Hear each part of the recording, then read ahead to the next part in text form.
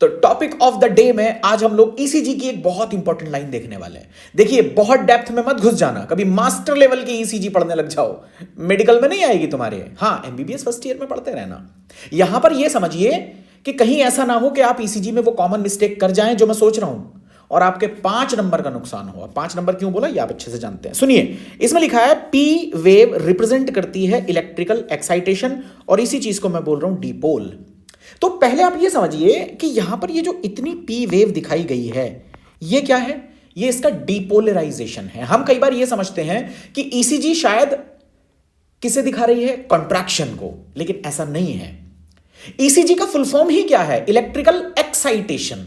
इसका मतलब करंट की बात चल रही है दादा। हम यहां पर कॉन्ट्रैक्शन की बात नहीं करेंगे, वो हमने कार्डियक साइकिल में देख लिया। इसका मतलब यहां पर करंट की बात छोड़िए, अब इलेक्ट्रिसिटी की बात करिए, क्योंकि ईसीजी का फुल फॉर्म भी क्या है? इलेक्ट्रोकार्डियोग्राम। समझ रहे हैं? तो हम इलेक्ट्रिक एक्टिविटी को देखेंगे। तो इसका मतलब पी वेव जो है वो डीपोल दिखाती है किसका? सर, एट्रिया का। तो इसका मतलब अगर एट्रिया मैं आपको यहां दिखाऊं तो एट्रिया इस वक्त देखो थोड़ा सा ये डीपोल कर गया। अब डीपोल जब वो कर गया तो जाहिर सी बात है सर कॉन्ट्रैक्शन तो ले गई भाई, करंट का झटका लगेगा तो कॉन्ट्रैक्शन तो आएगा ही। इसका मतलब डीपोलराइजेशन पर, पी वेव पर हम एट्रिया का डीपोल बोले। वो दूसरी बात है कि यहीं से एक्चुअली कॉन्ट्रैक्शन भी शुरू हो गया, लेकिन मैंने क्या बोला उसको बताना नहीं है, आप उसके चक्कर में पड़िए मत। अब दूसरी बात देखिए, फिर इसने कहा एट्रिया। अब ये कह रहा है जो लीड करेगा कॉन्ट्रैक्शन ऑफ बोथ एट्रिया। इसका मतलब आप किसी बिजली के तार को छू लीजिए और आप ऐसे करके कांपेंगे थोड़ी देर, तो इसका मतलब करंट फास्ट निकल जाएगा, लेकिन उसकी वजह से कपकपी, उसकी वजह से जो कंट्रैक्शन आएंगे वो लेट तक चलेंगे। तो मैं आपसे दोबारा देखो ये चीज मैं वाइप करके ढंग से फिर मैं तुमको समझा रहा हूं कि मुझे बताइए पी वेव यहां से क्या शुरू हुआ। तो आपने बोला सर एक बात समझ में आ गई कि पी वेव जो रिप्रेजेंट कर रहा है वो एट्रिया का डीपोल शो कर रहा है, एक्साइटेशन शो कर रहा है। वो दूसरी बात है कि यहीं से एक्चुअली एट्रिया का कॉन्ट्रैक्शन भी शुरू हो गया, लेकिन अब एट्रिया का कॉन्ट्रैक्शन रुकेगा कहां वो मुझे नहीं पता अभी, लेकिन मुझे यह पता है कि यहां तक यह डीपोलराइजेशन की प्रोसेस है। अब आप मुझसे पूछेंगे कि सर पी वेव अगर एट्रिया का डीपोल है तो फिर क्यू आर एस क्या है? आपकी एनसीईआरटी बोलती है Q R S complex represent करेगी डीपोल ऑफ वेंट्रिकल। अब मुझे एक बात बता दीजिए, यहां पर भी डीपोल था, यहां पर भी डीपोल है, और आपकी एनसीईआरटी कहती है कि ये टी वेव जो है ये रीपोल है। अब रीपोल किसका? बहुत ध्यान से सुनना, रीपोल किसका? सर वेंट्रिकल का। तो अब मुझे एक बात बताइए, अगर रीपोल वेंट्रिकल का यहां है और डीपोल यहां है तो फिर एट्रिया के साथ नाइंसाफी क्यों?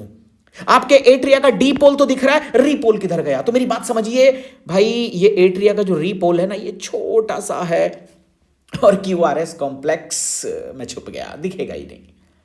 अब आप कहोगे सर ये तो हम सब जानते हैं, तो फिर काम की बात क्या थी? मैं आपको एक चीज बता रहा हूं, ध्यान से देखना। रेड कलर लेते हैं, खतरे की घंटी है। देखिए क्यू से क्या शुरू हुआ? आपने कहा सर वेंट्रिकल का कॉन्ट्रैक्शन भी शुरू हो गया। मेरी बात समझिए, जस्ट आफ्टर क्यू देखो क्या लिखा है। इसने कहा कि which initiate the ventricular contraction, the contraction start shortly after Q. इसका मतलब वेंट्रिकल का जो कॉन्ट्रैक्शन शुरू होगा जस्ट आफ्टर क्यू शुरू होगा।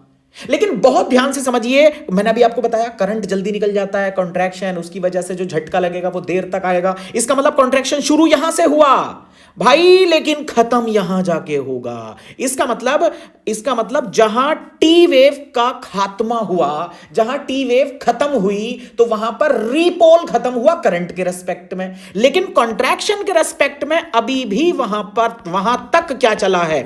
सिस्टोल चला है। समझ गए मेरी बात? इसका मतलब गलती मत करना, कभी बोलो सर रीपोल होता है टी वेव पे तो यहां पर मैं डायस्टोल करा देता हूं। किसका? वेंट्रिकल का। ये गलती है आपकी, डायस्टोल मत कराना। दरअसल सिस्टोल खत्म होता है कहां? एंड ऑफ टी पे। तो देखो क्या लिखा हुआ है, इसने बोला है and marks the beginning of the systole, और टी वेव रिप्रेजेंट करेगी। अगर मैं करंट के रेस्पेक्ट में पूछूं तो क्या बताओगे? Sir excited to normal state, मतलब रीपोलराइजेशन करंट के रेस्पेक्ट में हो गया। लेकिन मैं पूछूं एंड ऑफ टी वेव, एक चीज और शो करती है, मुझे नहीं पता एनसीईआरटी ने ये क्यों बता दिया आपको, and that will be the mark of end of systole. इसका मतलब यहां से यहां तक पूरा सिस्टोल चला है और एंड ऑफ टी जो है वहां तक चला है। इसके बाद शुरू होगा, बोल जाओ यार, इसके बाद शुरू होगा सिस्टोल।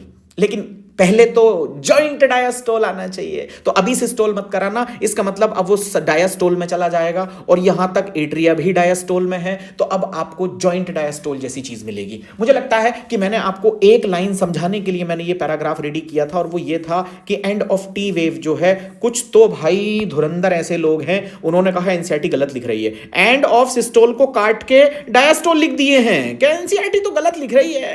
हो सकता है गलती होगा, गलत नहीं होगा, सही लिखा है एनसीईआरटी के अंदर। तो ये मैंने ईसीजी आपको थोड़ी सी समझाई है, पैराग्राफ ऑफ द डे। मैं कोशिश कर रहा हूं कि हर दिन लंबी लंबी 4-4 5-5 घंटे वाली वीडियो के साथ साथ मैं छोटे छोटे पैराग्राफ ट्रैप भी आप लोगों के लिए डालता रहूं। चलिए मिलते हैं नेक्स्ट पैराग्राफ में अगली वीडियो में। Thank you.